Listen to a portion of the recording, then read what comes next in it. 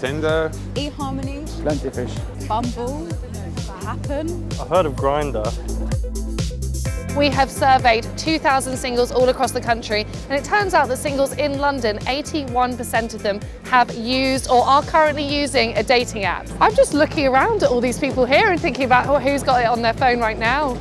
So for Londoners, there were some slightly surprising stats that jumped out compared to the rest of the UK. More than 3/4 of us still expect men to pay on the first date. So despite being in a very liberal, cosmopolitan, forward-thinking city, we are a little bit traditional.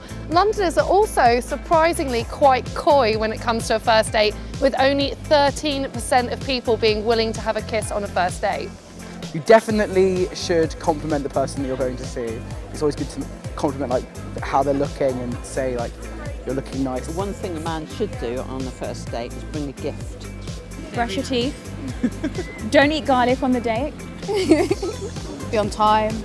Be polite. Don't be rude. Don't give a lot of critics and be negative. And just be handsome. So our research also showed some really definitive turn-offs, or do not do this on dates.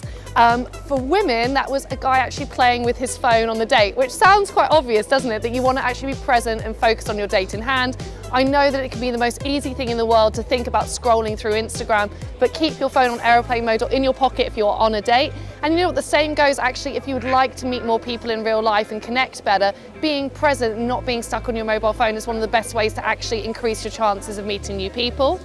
For men, their biggest turn-off was actually when too much alcohol is involved in a date. So I know it might be because of nerves are getting involved that people can feel slightly awkward and uncomfortable. So I'd always suggest if you are going on a date, just instead of relying on alcohol, it's actually really nice sometimes to have a daytime date. That gives you a much better understanding about whether you really connect with a person rather than you think you connect with them, but maybe it was just those margaritas that were talking. But the most important message you can send to yourself that being single is completely fine. It shows that you've got standards and you're happy with your life, whether or not you have somebody in it.